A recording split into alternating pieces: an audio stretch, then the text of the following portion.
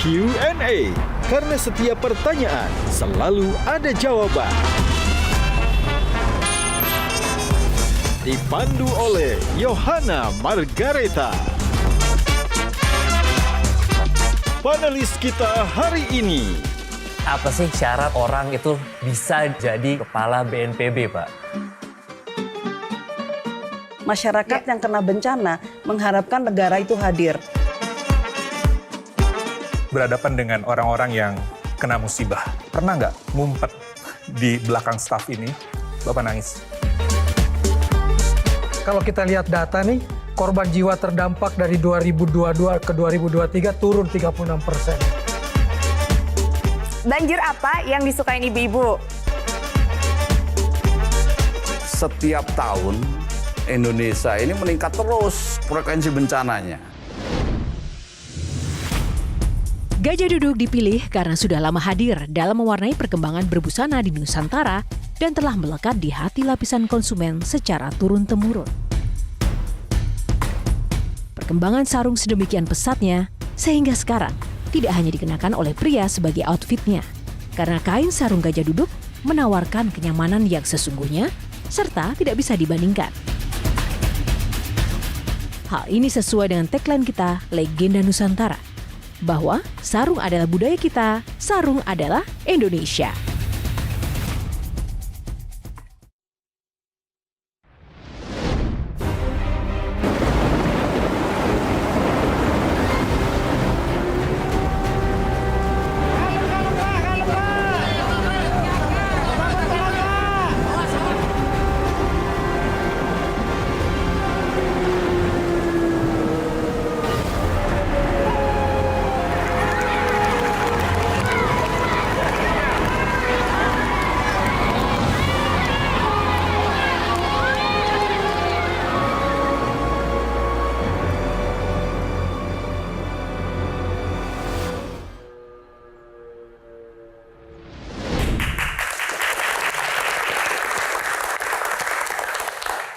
Pemirsa, Anda menyaksikan Breaking News Q&A bersama saya, Suharyanto. Pemirsa, banjir bandang menerjang kawasan di sekitar Gunung Marapi, Sumatera Barat beberapa saat yang lalu. BNPB saat ini masih melakukan pendataan terkait adanya korban jiwa dari peristiwa tersebut. Demikian Breaking News Q&A, sampai jumpa. Tepuk tangan sekali lagi Bapak Suharyanto. Pak Suharyanto, apa kabar? Boleh bergabung dulu. Terima kasih, Pak, apa Mbak kabar? Yohana, baik. Gimana tadi rasanya membacakan berita yang biasanya itu adalah tugas saya dan teman-teman, Pak? Ya, ini mungkin pengalaman pertama karena membacakan berita ya. Kalau memberikan keterangan pada saat diminta keterangan sudah biasa. Bedanya apa, Pak? Bedanya ya deg-degan dikit lah. Deg-degannya dikit ya. Pak, apa sih Pak rasanya memiliki sebuah tanggung jawab atau tugas sebagai pawang bencana? Karena setiap ada bencana, Bapak harus selalu ada. Nah itu gimana ya, Pak rasanya di balik layar? Bukan pawang kali ya. Apa Pak? Salah satu aktor utama penanggulan bencana. Karena BNPB menyadari sepenuhnya bahwa bencana di Indonesia ini tidak bisa diselesaikan hanya oleh BNPB. Perlu soliditas, perlu kerjasama dengan kementerian lembaga lain. Kami mengenal ada namanya unsur-unsur bencana itu. Yang pertama pemerintah, media kayak Mbak, masyarakat itu sendiri yang terkena bencana, dunia usaha. Itu juga semua tergabung dalam aktor-aktor utama dalam penanggulangan bencana. Baik, langsung saja kita berikan tepuk tangan untuk aktor utama kita malam ini. Silakan Pak. Makasih. Baik, kalau tadi kan Pak Suharyanto mengatakan ini salah satu tantangan ya, karena ini yang pertama ya. Nah, ternyata kali ini juga tidak sendiri. Sebagai patriot bencana, Bapak juga mengajak kali ini para punggawanya yang hadir bersama kita dari BNPB teman-teman. Mana semangatnya? Boleh dong dikasih lihat Bapak Ibu semuanya semangatnya tangguh di lapangan itu seperti Salam apa? tangguh. Silakan Pak. Salam tangguh. Tangguh. Tepuk tangan, terima kasih. Bapak, ini ada aturan mainnya di Q&A, nanti akan ada 9 box, di dalamnya akan banyak pertanyaan yang akan kita ulas satu persatu sesuai dengan topik yang kita akan mainkan. Langsung saja, yang pertama, nomor favorit Bapak, silahkan, angka berapa kita buka boxnya? Nomor berapa ya? Tahun kelahiran. Nomor 9. Tsunami, tepuk tangan. Kita bicara tentang tugas dan tanggung jawab sebagai kepala BNPB itu seperti apa sih di balik layar, dan saya yakin teman-teman di sini pasti banyak penasarannya dong. 1 sampai 10, menurut Bapak skor penanggulangan bencana Indonesia ada di angka berapa?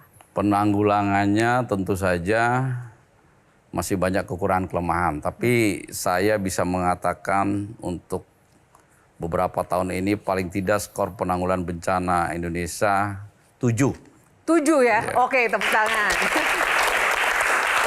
7. Bu Rahayu, 7 itu bagus apa enggak? Kurang ya kalau menurut saya. Kenapa, Kalau Bu? pengamatan saya sebagai Ketua Ikatan Ahli Kebencanaan yang sering berdampingan dengan BNPB, sebetulnya angkanya lebih, Pak. Ya, Berapa, lebih Bu? dari 7 kalau menurut saya. Ya. Menurut Ibu berapa? Kenapa? Karena saya lihat di BNPB juga sudah mulai melakukan tidak hanya upaya respon aja seperti ada di video, tapi juga ada upaya-upaya prabencana. 1 sampai 10 jadi berapa? Kalau menurut saya sih sebaiknya 9. 9. Ini bukan karena teman dekat kan, Bu? 9 itu artinya masih kurang 1 untuk menjadi sempurna. Jadi tidak ada yang sempurna kan.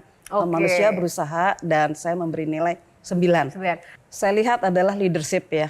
Leadership beliau untuk membawa nama Indonesia tidak hanya untuk Indonesia tapi juga keluar. Pak Suharyanto ini kemana-mana selalu terjun duluan. Iya. Jadi itu yang dibutuhkan karena apa? Masyarakat yang kena bencana mengharapkan negara itu hadir. Nah, negara diwakili oleh beliau sebagai kepala BNPB Oke. yang membuat masyarakat menjadi lebih ayem gitu ya. Baik, tepuk tangan, terima kasih. Kalau Kang Maman, tadi kan ada ungkapan positif nih kita buka ya tentang kepala BNPB kita. Kalau Kang Maman? Saya setuju karena kalau kita lihat data nih, korban jiwa terdampak dari 2022 ke 2023 turun 36%. Kemudian soal kerusakan infrastruktur turun 63%. Berarti ada perbaikan. Dan yang saya menarik tadi, saya ingin lanjutkan Ibu Kunti tadi, soal diplomasi internasional yang jarang saya dengar. Bapak termasuk yang melakukan diplomasi internasional misalnya dengan Vanuatu, negara-negara yang suka ganggu Indonesia. Untuk apa BNPB sampai datang ke sana? Silakan. Baik, terima kasih Kang Maman. Vanuatu ini sebenarnya juga konsepnya adalah sama dengan ke negara-negara lain. Jadi saat kita memberikan bantuan ke Vanuatu, memang semula tidak ada niatan berkaitan dengan politik begitu. Cuma karena latar belakang kami juga dari TNI, kemudian jadi riwayat hidup saya juga ada pernah di Badan Intelijen Negara begitu. Nah, kegiatan itu kita coba juga dimanfaatkan dengan menyisipkan diplomasi kebencanaan. Saat itu kami sendiri yang langsung datang ke sana, membawa bantuan dengan Bapak Menko pertama. Kemudian pada saat keduanya kami sendiri datang.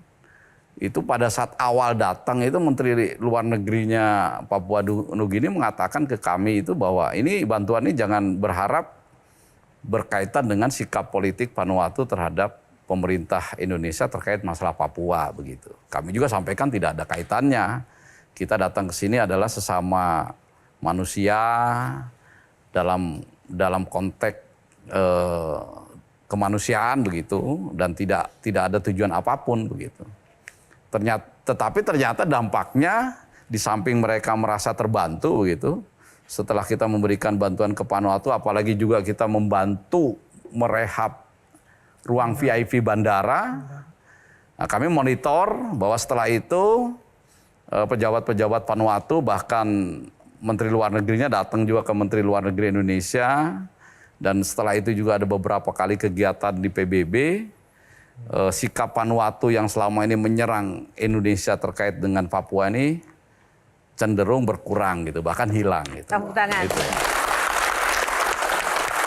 Jadi menurut Kang Maman tadi melanjutkan pertanyaan Kang Maman ya, bahwa diplomasi internasional yang terkait dengan politik pun juga bisa kemudian tercapai, disukseskan dengan banyak sekali aspek kehidupan. Salah satunya adalah jalur diplomasi kemanusiaan, begitu ya Kang Maman ya? Saya baru dengar istilah diplomasi kebencanaan, dan itu buat saya menarik. Tapi menurut Kang Maman itu sejauh mana itu bisa diterapkan justru atau bisa menjadi jurus baru sebenarnya? Menghadapi negara-negara seperti Vanuatu dan lain sebagainya terbukti kan. Lebih lembut biasanya kalau sudah di PBB, di forum internasional, mereka paling sering menyerang kita, apalagi urusan Papua. Ini 1 tahun terakhir ini hampir tidak kita dengar. Ya. Sehingga menurut saya diplomasi kebencanaan menjadi sesuatu yang bagus dalam soft diplomasi kita. Oke, malam ini kita dapat ilmu baru, diplomasi kebencanaan. Terima kasih. Semua jenis bencana di Indonesia, di dunia ini ada di Indonesia. Banjir setiap tahun ada, tanah longsor, cuaca ekstrim, gempa bumi, dan tsunami ada terus.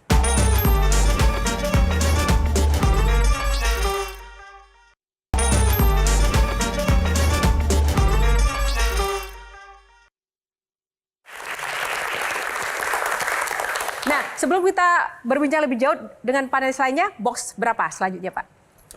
Box berapa ya? Ayo, 3 aja, 3. 3, oke kita buka box nomor 3. Moncer. Ya, kali ini kita akan bicara tentang sosok Pak Suharyanto dalam perjuangan dan value hidupnya selama ini Pak. Apa sih modal Bapak untuk menjadi orang yang sukses dalam perjalanan karir dan hidup? Jadi mungkin jadi kepala BNPB ini dibilang sukses ya. Bagi saya sih... Kak umur Bapak nggak sukses? Ya lumayan sih. Kok lumayan Pak? Kok lumayan Artinya Pak? kalau saya selama dari mulai kecil gitu sampai dengan posisi sekarang mengalir saja. Memang kalau nilai-nilai yang dipegang adalah setiap tugas yang diberikan adalah itu kehormatan. Sehingga dengan segala macam cara dan upaya begitu tugas itu diberikan, gimana caranya kita untuk menyelesaikannya dengan sebaik mungkin, sesempurna mungkin. Yang menarik adalah background Bapak lebih banyak di BIN begitu ya Pak ya. Apa hubungannya dengan BNPB dan implementasinya itu seperti apa sih Pak? Kalau kita lihat riwayat hidup sebetulnya juga tidak banyak di BIN. Di BIN hanya 2 jabatan ya, Kepala Biro SDM itu 1 tahun. Kemudian Direktur Kontra Intelijen 1 tahun. Jadi 2 tahun Mbak. Mungkin saya salah satu perwira TNI yang diberikan kesempatan oleh negara ini yang bisa menduduki jabatan-jabatan di militer dan di sipil yang cukup lengkap. Memangnya apa yang dimiliki oleh seorang Suharyanto menurut Bapak sendiri? Mungkin itu apa ya, sudah garisan dari Yang Maha Kuasa. Sudah garisan. Ada kesempatan seperti itu. Sehingga tidak banyak misalnya perwira TNI yang bisa menduduki jabatan-jabatan sipil dari mulai jabatan eselon 3, eselon 2 sampai eselon 1 bahkan jadi pimpinan. Kan eselon 2 saya, eselon 3 saya jabatan sipil itu menjadi kepala bagian di Sekretariat Negara. Kemudian eselon 2-nya menjadi kepala biro di Badan Intelijen Negara. Tertarik ke politik nggak Pak? Untuk sementara belum. Kenapa Pak? Ya kita ingin mengabdi sebagai aparat pemerintahan dulu. Gitu. Dulu. Ya karena politik tapi belum. nanti ke depan? Belum terpikir Mbak ya. Belum Pak. Silakan Intan. Bapak, saya tadi tertarik kan mendengar Bapak bahwa Bapak sudah cukup lengkap ya jabatan militer maupun jabatan sipilnya. Terus tadi Bapak juga mention bahwa di setiap jabatan yang Bapak diberikan harus memberikan yang terbaik dan menikmati. Tapi dari semua jabatan yang ada nih Pak, mana sih Pak jabatan yang paling Bapak merasa nyaman di dalamnya dan mana yang paling challenging buat Bapak? Saya rasa mungkin kalau pada saat masih muda ya semuanya challenging ya. Tapi setelah jabatan yang agak berkesan ya mungkin waktu TNI ya. Panglima Kodam 5 Brawijaya. Karena bagi kami seorang perwira lulusan Akademi Militer, salah satu jabatan yang diidamkan adalah menjadi seorang Panglima Kodam paling tidak. Dan yang kedua menjadi kepala BNPB, itu pun awalnya mulai dari pandemi COVID-19. Kita masih ingat saat wabah varian Delta masuk ke Indonesia, sehingga pemerintah menerapkan karantina bagi warga negara Indonesia yang tinggal di luar, yang masuk ke Indonesia yang tidak terkena COVID. Tapi karena dia masuk, dia harus dikarantina. Ya. Tapi dari semuanya itu kan tadi banyak COVID dan COVID-nya ya Pak ya. Dan apa yang tak terlupakan dari peristiwa COVID itu yang mempengaruhi kehidupan Bapak secara pribadi? Ya saat itu kan ketika harus karantina dan isolasi, itu puluhan ribu masyarakat yang dia merasa tidak sehat saja, begitu masuk ke wilayah Indonesia, harus dikarantina 10 hari, masuk ke hotel, makan aja dikirim dari bawah. Itu seluruh Jakarta itu, Mbak, oleh Jakarta, kemudian di beberapa daerah lain, hotel-hotel Jakarta ini penuh oleh mereka. Kemudian juga kita harus menyiapkan penampungan rumah-rumah susun, termasuk Wisma Atlet. Itu melayani mereka itu tidak mudah begitu.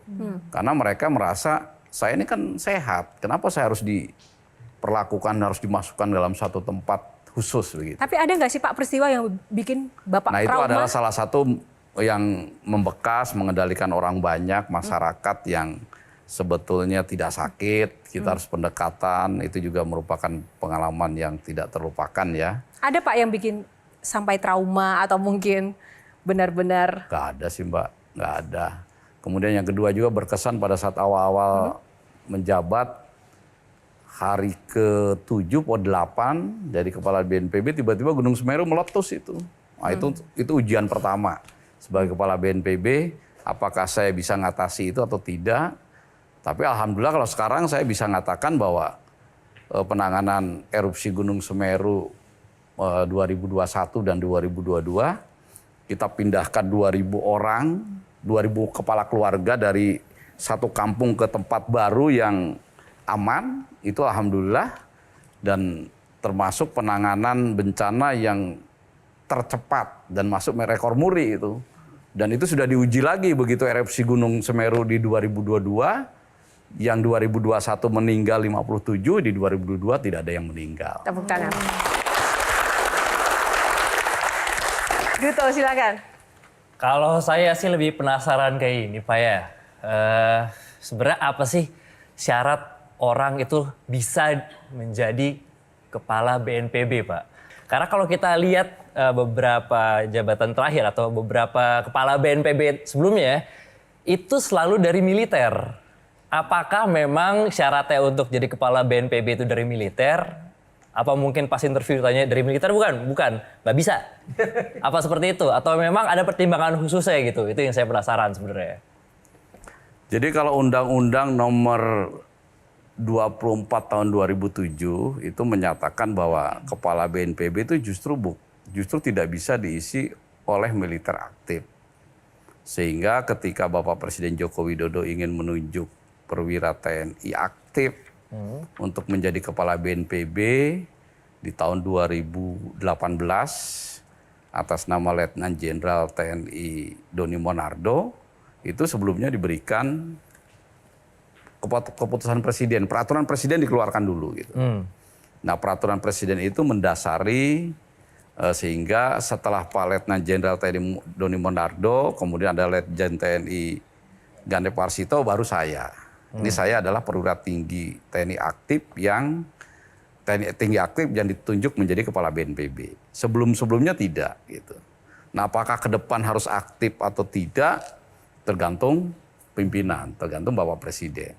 Nah, mungkin ketika tanggap darurat di mana semua kementerian lembaga relawan masuk melaksanakan penanggulangan bencana, ini diperlukan perwira tinggi TNI untuk mengendalikannya semua. Karena yang pertama duluan di situ kan ada TNI, ada polisi, ada Kodam, ada Polres, ada, sehingga untuk koordinator ini kalau TNI lebih mudah koordinasinya mungkin. Kan kalau kita di Indonesia ini ketika terjadi bencana banjir gitu, kan pasti yang duluan datang tuh batalion dari Brimob gitu. Nah kalau BNPB-nya mungkin sebetulnya TNI kan lebih mudah gitu. Itu saja sih menurut saya pertimbangannya. Saya tahu Pak, Bapak berusaha karena nggak enak ya mau ngomong ya. Terima kasih Pak. Tepuk tangan. Silakan Kang Maman. Jadi saya mau nanya ke situ Pak. Lebih berat mana direktur kontraseparatisme dibanding kontra bencana seperti yang Bapak alami sekarang? Lebih berat mana Pak? Kalau menurut saya lebih berat bencana, penanggulangan bencana ya. Dibanding Karena separatisme? dibandingkan separatisme. Separatisme itu saat ini mungkin yang masih debatable ya. Ya. Papua saja kan. Mungkin TNI menganggap itu separatis, tapi kalau lembaga lain menganggap itu kriminal kan masih belum. Itu jadi yang kita pikirkan hanya itu. Kalau bencana kan seluruh Indonesia Pak Maman. Jadi setiap tahun Indonesia ini meningkat terus frekuensi bencananya. 2023 tuh ada 5.400 kali bencana. Itu angka golden time early warning system kita yang 30 menit itu lebih bagus atau sekarang malah? Nah, early warning system ini kita bangun terus Pak Maman ya. Kan bencananya banyak. Iya. Semua jenis bencana di Indonesia, di dunia ini ada di Indonesia. Kita bicara saja sekarang. Banjir setiap tahun ada. Itu hidrometeorologi basah, banjir, tanah longsor, cuaca ekstrim. Kebakaran hutan dan lahan setiap tahun juga ada. Gempa bumi dan tsunami ada terus. Kemudian kalau negara lain hanya topan, Indonesia juga ada. Topan Seroja juga melanda NTT waktu itu sampai kerusakan luar biasa. Kekeringan juga kita terjadi. Nah tentu saja dengan ragamnya bencana ini kita juga harus pandai untuk menyiapkan peringatan dini. Bahkan kita punya gunung. Jepang yang menjadi barometer penanganan bencana dunia tidak punya gunung sebanyak Indonesia. Indonesia punya gunung ratusan dan paling tidak kami catat 50 itu yang selalu meletus. Di akhir 2024 ini kita monitor di awal tahun sudah ada Gunung Semeru meletus, Gunung Ruang, Gunung Ibu, Gunung Marapi kemarin bencana besar gitu. Nah sehingga memang selalu Pak Presiden Joko Widodo setiap rapat koordinasi nasional mengatakan pada kami yang paling utama adalah pencegahan, mitigasi, yaitu early warning system. Nah kita sekarang punya program untuk khusus gempa bumi dan tsunami dengan melalui pembiayaan Bank Dunia kerjasama dengan BMKG. BMKG adalah hulunya, jadi memasang teknologi di sepanjang jalur bencana, patahan-patahan. Nanti Ibu Harkunti itu tahu banyak itu, atau Mas Adi tadi. Itu dipasang teknologi. Nah BNPB hilirnya, masyarakatnya. Kita lagi membangun 180 desa tangguh bencana. Kalau mereka kadang-kadang seringkali desanya tangguh, desanya pinter, bupati wali kota mungkin nggak happy Pak. Saya ingin bertanya, apakah perlu simultan Pak? Pimpinan daerah juga dibikin pinter.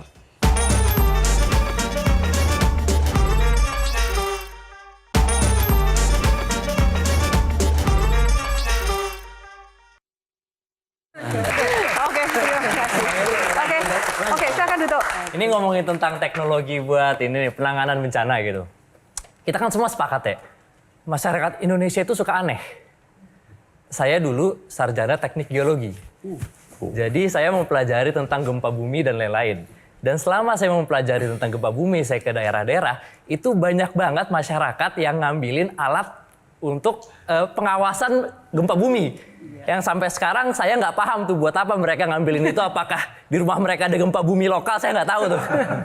Nah, itu gimana cara mengedukasi masyarakat supaya ini jangan diambil-ambilin dong gitu loh. Ini bahaya loh kalau diambil-ambilin. Antisipasinya gimana Pak? Ya, itu memang jadi masalah kami ya. Ya masyarakat Indonesia kan banyak ya. Disitulah dibuat desa tangguh bencana. Desa tangguh bencana itu isinya meningkatkan kesadaran masyarakat yang tinggal di situ, memberdayakan masyarakat bahwa mereka itu tinggal di tempat yang suatu saat akan terjadi tsunami dan gempa bumi. Itu pasti terjadi. Kita sampaikan, kalian pasti ngalami, apakah di masa kalian atau di masa anak cucu kalian. Itu memang tidak bisa setiap siklusnya tuh bisa diprediksi dengan tepat gitu. Ini tapi pasti terjadi. Apakah 30 tahun, 40 tahun, 50 tahun? Tadi kita bicara sesar Lembang ini 200-an tahun nih, nggak muncul, nggak lepas gitu. Tapi ahli-ahli itu pasti mengatakan suatu saat lepas itu. Nah ini kita tekankan terus ke masyarakat supaya ketika ada rambu-rambu, ada teknologi, ada sirine, ya mereka jaga sendirilah. Menarik tadi ya disampaikan Pak Suharyanto bahwa BNPB juga concern ya membangun desa tangguh bencana. Masih ada kaitannya dengan early warning system sebetulnya. Pertanyaan saya Pak, desa-desa itu dibangun ya dengan membangun ketangguhan mereka dengan program, dengan berbagai indikator yang mereka menjadi tangguh. Nah bagaimana dengan wali kota dan bupati sebagai pimpinan daerah? Kalau mereka kadang-kadang seringkali desanya tangguh, desanya pinter, bupati wali kota mungkin nggak happy Pak, karena susah diatur. Nah menurut Bapak nih, menurut saya ingin bertanya, apakah perlu simultan Pak, pimpinan daerah juga dibikin pinter? Misalnya kabupaten tangguh bencana, atau misalnya di indikator kota tangguh bencana. Kalau desanya pinter lama-lama desa bisa berontak terhadap Pak Bupati maupun wali kota. Saya setuju dengan Ibu Harkunti ya. Tunggu, Bapak setujunya tuh sangat berbinar-binar. Jadi kayaknya jadi hambatan tersendiri ya Pak ya? Enggak, maksudnya gini, kita juga kan bertahap, bertingkat, berlanjut. Ya. Kita sudah punya program keluarga tangguh bencana. Ini naik di desa tangguh bencana. Nanti masuk lagi ke atas kalau udah desanya bagus, udah merata, khususnya desa-desa di sekitar bencana itu. Apakah bencana tadi ya, gempa bumi tsunami, bencana gunung meletus, semua bencana ya. Baru kita naik ke tingkat kabupaten dan provinsi, sampai dengan tingkat pusat begitu. Sehingga semuanya sadar bahwa kita di satu sisi tinggal di negara yang kaya raya, tapi di sisi lain kita juga segala jenis bencananya di dunia juga ada di kita. Betul, tapi banyak yang kemudian kepala-kepala dinas atau BNPB yang ada di daerah begitu Pak, itu banyak orang-orang yang udah mau pensiun juga Pak. Nah itu Rata-rata yang itu selalu budaya seperti itu gimana Pak? Enggak, Kan ini masalah itu yang nyawa selalu orang. kita perangi. Jadi Kita Bapak selalu mau perangi memerangi bahwa BNPB jadi kalaksa BNPB itu jadi orang terbaik. Jangan orang-orang dari kepala dinas yang melanggar tidak bagus dikasih jadi kepala pelaksana BPBD. Nah itu yang harus kita perangi karena justru menjadi kalaksa BPBD itu ancamannya lebih banyak. Nah kalau gitu bagaimana Bapak memerangi itu dan seperti apa imbauan Bapak ke daerah? Ya makanya sekarang kita kerjasama dengan Kemendagri ya karena untuk menunjuk kepala kalaksa BPBD kan bukan kepala BNPB tapi gubernur dan bupati wali kota. Nah ini tentu saja yang punya jalur komando kepada bupati, gubernur, wali kota adalah Pak Menteri Dalam Negeri. Nah beliau sangat mendukung banget terkait dengan penanggulangan bencana, dikeluarkan aturan-aturan regulasi ya. Bahkan juga kami juga selalu bekerja sama dengan gubernur terkait dengan kinerja dari para kalaksanya dengan bupati wali kota dan rata-rata sih respon. Seandainya misalnya kita kerjasama di lapangan di daerah tertentu misalnya Pak Bupati, Pak Wali Kota itu kalaksanya kok lemes-lemes sih, kurang sip. Nah, nanti Pak Bupatinya langsung ditegur, di apa gitu. Tepuk tangan untuk Pak Suharyanto. Oke, sebelum kita lanjutkan ke panelis lainnya, kita pilih box lagi nomor berapa Pak? Box selanjutnya. Box berapa ya? 7 lah. Box nomor 7. Oke, baik. Tadi sudah ada tsunami, moncar, sekarang adalah perahu karet. Nah, dalam kehidupan Bapak pasti kan ada lika-likunya ya Pak ya. Sebagai orang yang suka menolong orang susah begitu. Bapak memang pernah sesusah apa sih? Saya itu mungkin senangnya itu setelah tua Mbak. Kenapa? Jadi dari kecil susah terus gitu. Sesusah apa Pak? Ya jadi untuk jadi perwira TNI aja saya nggak menyangka karena saya lahir dari keluarga yang relatif mungkin miskin begitu. Karena ayah saya juga seorang TNI tapi pangkat rendah gitu. Dengan begitu banyak perjalanan, ketika Bapak tadi mengatakan bahwa bencana begitu banyak dan tadi Bu Harkunti juga mengatakan bahwa Kalau ada bencana, Bapak ada di situ. Dengan latar belakang ekonomi yang nggak nyaman kala itu. Kemudian harus berhadapan dengan orang-orang yang kena musibah. Tapi Bapak tetap membungkus diri Bapak sebagai kepala BNPB dengan latar belakang militer. Ada nggak, pernah nggak ngumpet di belakang staf ini, Bapak nangis? Kayaknya kalau setiap kita ke daerah bencana sih nangis, Pak. Karena kan yang kita hadapi orang-orang susah gitu. Justru itu yang membuat jadi bekerja di BNPB ini nyaman. Nyamannya itu. Artinya setiap saat kita bisa selalu bersyukur, kita selalu berterima kasih karena kita bisa membantu orang banyak ya. Dan ketika kita sedih, dibandingkan dengan orang yang sedang bencana ini nggak ada apa-apanya sedih kita itu. Gitu. Oke. Relate dengan jawaban Bapak tadi, nyambung ya Yohana ya? Silakan. Berarti kan ada seseorang di belakang itu yang membuat rakyat menderita, ya kan? Karena ada bencana. Kita nggak mungkin lah bencana datang begitu aja, gitu kan? Nah, dari frekuensi perjalanan Bapak, provinsi mana yang paling sering? Dan apakah Bapak pernah ngomelin pemimpin daerah itu? Lu lagi gitu kan, ibaratnya. Karena kan pada akhirnya, kalau kita bicara soal bencana hidrometeorologi, pasti kan sudah diantisipasi dengan data-data dari BMKG. Nah, kalau misalkan Bapak datang ke daerah bencana yang longsor, terus ketemu dengan kepala daerah itu lagi, Bapak pernah marahin mereka nggak? Lu yang bikin anak masyarakat kamu miskin mendadak. Di mana tanggung jawab kamu? Kenapa kamu nggak belajar soal bencana? Kamu kenapa nggak literasi bencana kamu gagal terkait dengan edukasi, Bu ya? Kayak gitu. Pernah, Pak? Pernah, Pak?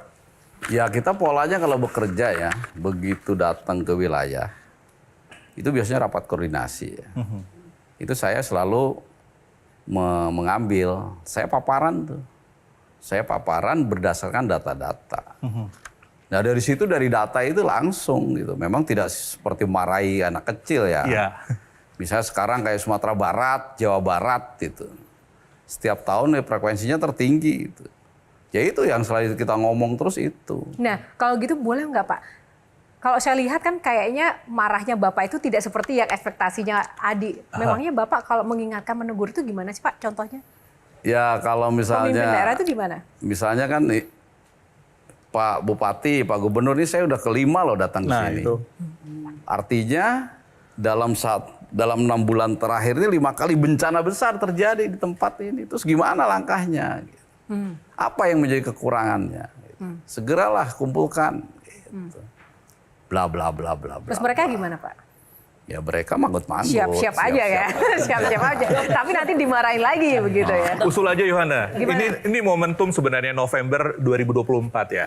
Jadi mungkin salah satu kriteria dari calon pemimpin daerah, entah itu wali kota, bupati, mungkin mereka masih harus sertifikasi BNPB dulu. Terkait dengan pemahaman mereka. Atau, Bu, dari Yabi, mungkin dikasih kelas dulu. Sebelum masuk terus kasih buku hitam tuh. BNPB kalau nggak salah punya IRBI kan. Pelajari dulu sebelum kamu berkampanye akan mengentaskan kemiskinan. Baca ini dulu. Kayak gitu, Bu. Pak. Mungkin bisa salah satu seperti itu. Jadi kalau kepala daerah sih pelatihan-pelatihan terkait penanganan bencana sudah ada di BNPB ya. Kemudian juga daerah-daerah tertentu yang sangat sadar, saya juga diundang beberapa kali mengumpulkan seluruh bupati, wali kota bikin kegiatan pelatihan. Nah, tapi tentu saja yang punya wewenang kepada para kepala daerah kan tadi saya sekali lagi kan Kementerian Dalam Negeri. Ini saya lihat di samping sudah menetapkan bahwa penanggulangan bencana merupakan standar pelayanan minimal. Jadi menentukan kriteria, apalagi sekarang dengan PJ ini masuk. Dievaluasi nih, apakah dalam 3 bulan kan dievaluasi itu. Nah, bagaimana terkait dengan penanggulangan bencana? Itu saya rasa sudah masuk. Nanti Mas Adi tanyalah langsung lebih detail ya. Banjir apa yang disukain ibu-ibu? Banjir apa yang disukain ibu? Ayo, Bapak kan selama ini selalu menanggulangi banjir, bencana alam. Banjir apa ya?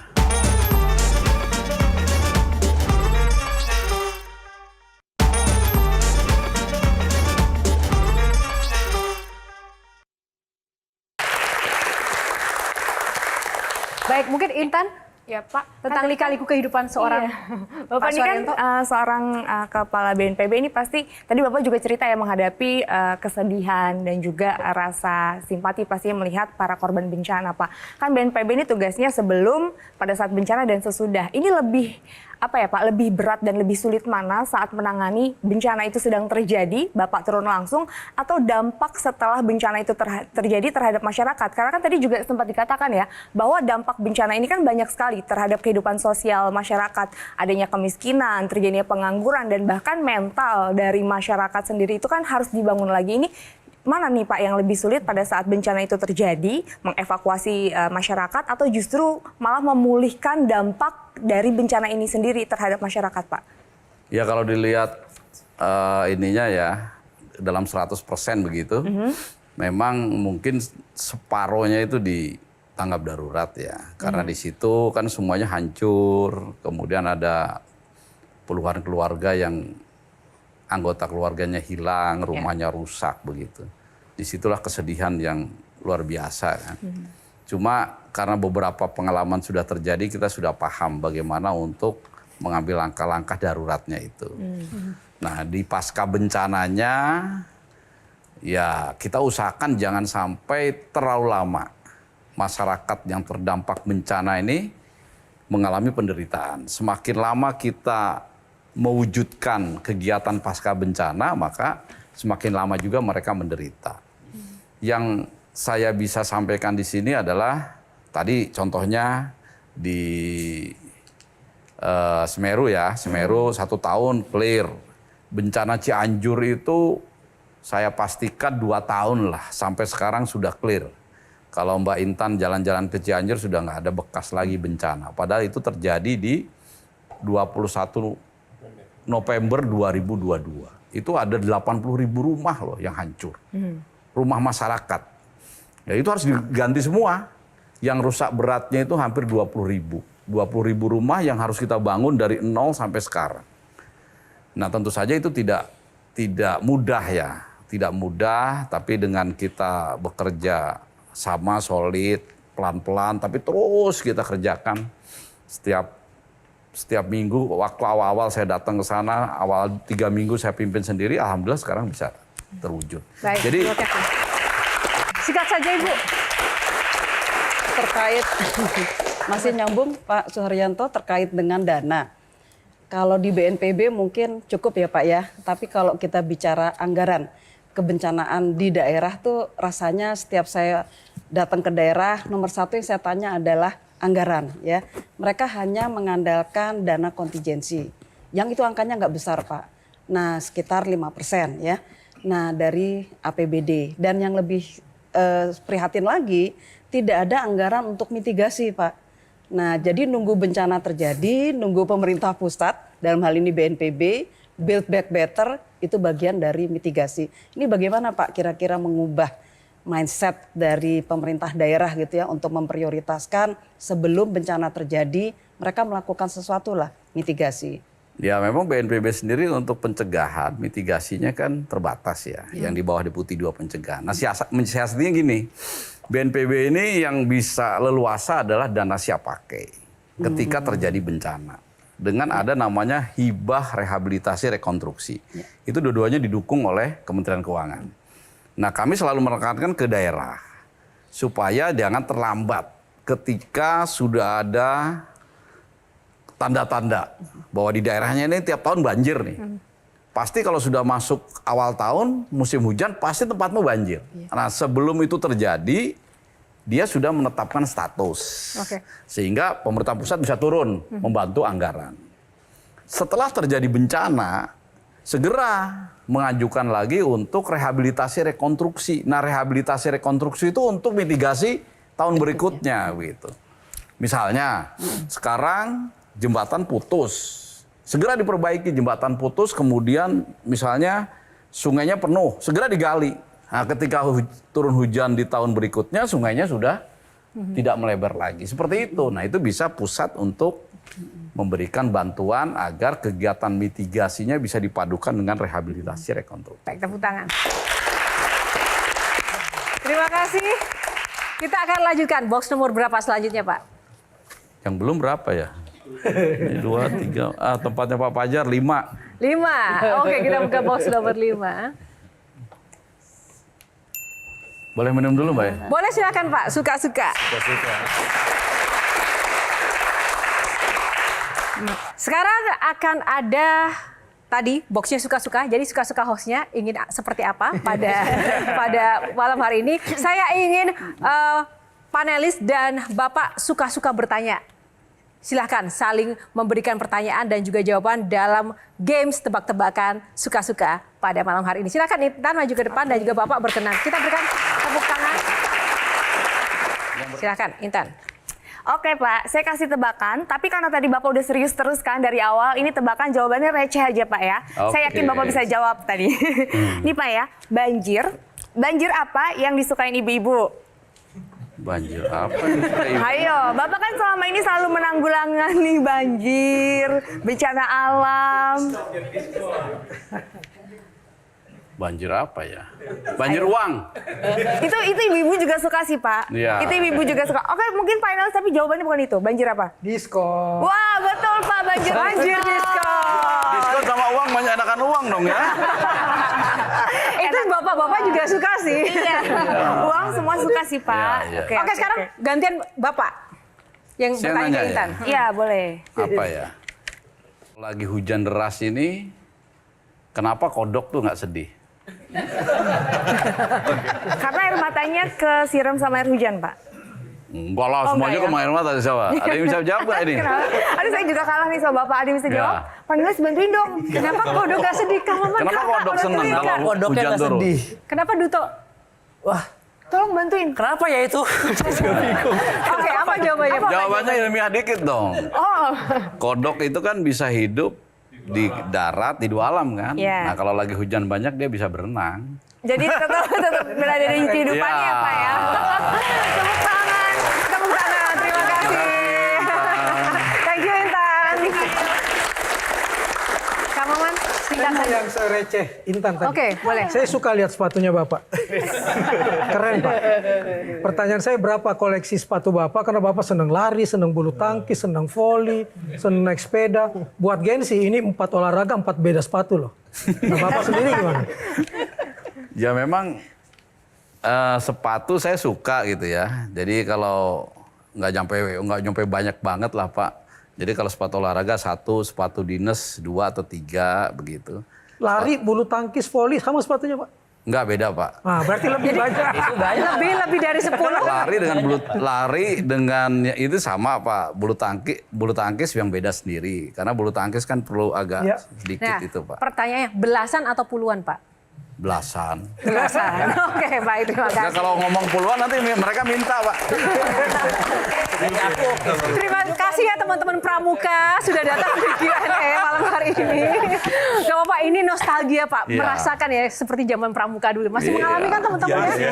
Masih ya. Baik, sekali terima kasih Bapak Suharyanto, Kepala BNPB kita untuk waktunya. Para penggawa BNPB terima kasih waktunya bersama kami.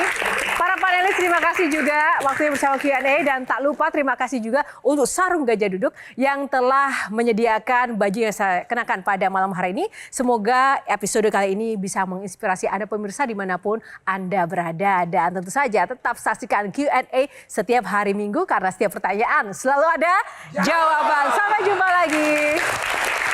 Pak, terima kasih Pak. Silakan.